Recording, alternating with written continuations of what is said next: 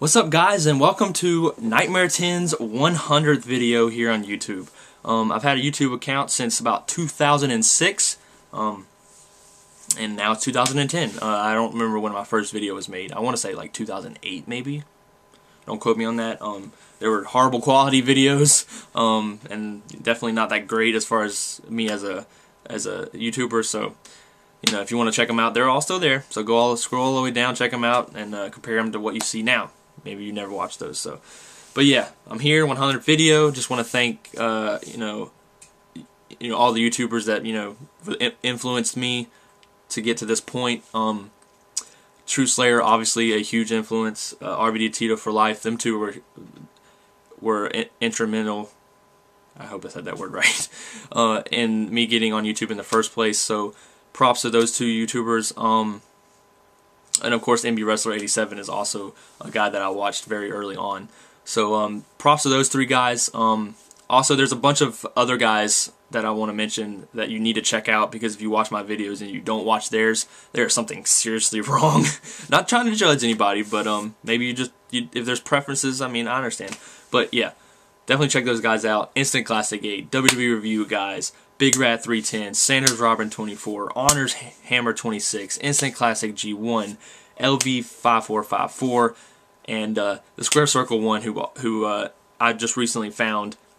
He plugged me a while back. Just wanted to kind of return the favor kind of thing. So there's that. I went through quickly because I've already tried this video once and I went over the limit. So there you have that. So I went quickly, but hey, thanks to all of you guys, and definitely thanks to the first three guys I mentioned, because you're the reason why I even it's like, hey, I want to get on YouTube and talk about my wrestling views. So thank you. And I didn't always agree with y'all either. So hey, you could disagree with somebody and still be a fan of theirs on YouTube or whatever, however you want to say it.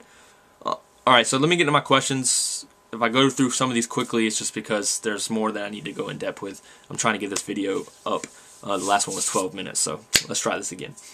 Anyways, eddydeez, did you know you look like a combo of Justin Payne and Scotty Vortex? No, actually, I didn't know that.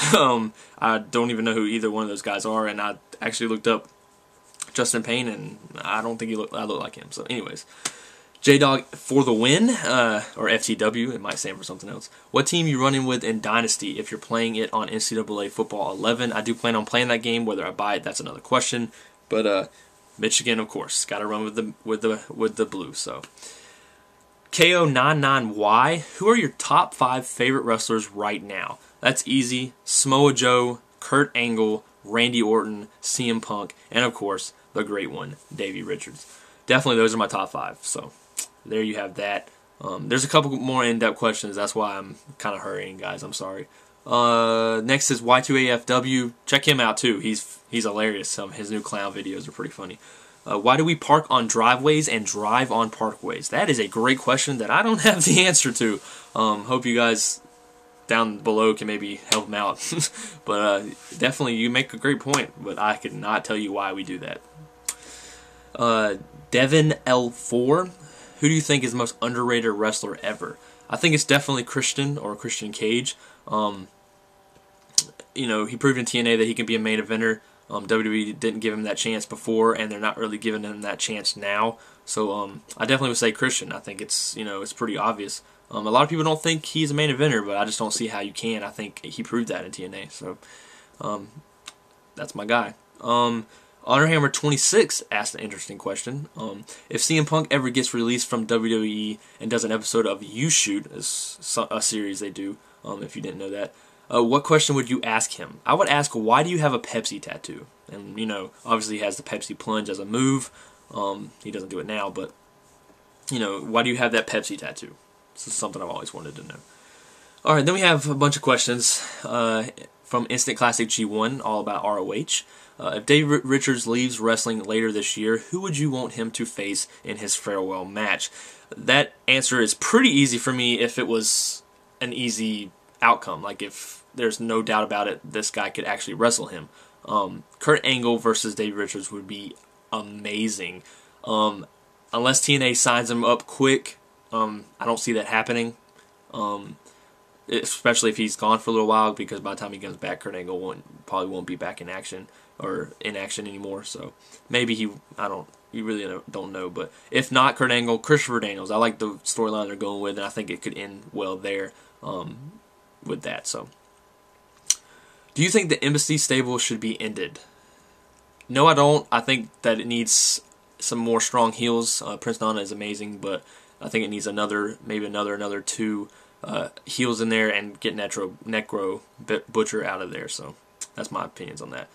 What's your opinion on a Roderick Strong and Truth Martini partnership? It's okay. I think Truth's funny. I think Roderick Strong kind of acts a little awkward in it. Maybe it's just part of the storyline, but they're okay. We'll see where it goes. By the end of this year, who is more ready to be ROH World Champion, Kenny King or Eddie Edwards? I would definitely say Eddie Edwards, because Kenny King, I want him and Red Titus, the All Night Express, to hold the tag belts and of course feud with a bunch of the tag teams in ROH. I think that would be great. And then then move on to single competition. So definitely Eddie Edwards. I think they could build him up the way they're going now. He's TV champion now, so there you go. Then we have the last 2 questions by Where, When, What. Out of all the games you may have completed, what game has made you feel most satisfied / accomplished? There's a long list of these kind of things, but the first one that came to mind when I read your question was Metal Gear Solid Snake Eater. I rented that game twice. I still want to purchase and have an actual copy of it. I've never actually had an actual copy, so I definitely want one. But I just felt so relieved. I felt, it ended great. It was awesome. It's one of my favorite games of all time.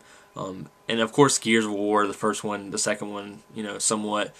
BioShock here recently, Batman Arkham Asylum, GoldenEye, of course, for the N64. Just there's a bunch of lists, but I'll give straight up answer would probably be Snake Eater.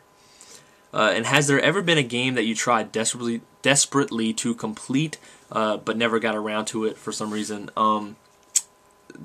Basically, Spider-Man 3 is the only one I can think for that. There's a part in the game that confused the hell out of me or something, and I never got around to finishing it. I couldn't find how to finish it. I was renting the game, so I eventually had to turn the game in. I never felt like going back to get it. I'm sure it was probably not that hard, but hey, it wasn't a boss or anything. It was just a part of the, I was stuck, so I'm sure I could go back and beat it, but hey. So that's the reason why I didn't go back and beat that. But anyways, guys, I want to hurry up and finish this. So there's my questions. You guys, they will all be in the description. So will the YouTubers I mentioned. But thanks, guys. 96 subscribers. Hoping to get 100 by the end of the year. I don't see how that's not impossible. So thanks, guys, and come, recommend me if you think you should. I mean, I'm not making you. I'm just saying, like, if there's someone you think would also enjoy my videos, let them know. Maybe they haven't heard of me yet. So there you go with that. And like I said, thank you. I can't thank you guys enough. And 101 video and on will definitely be coming in the future. So thank you guys, and thanks for watching.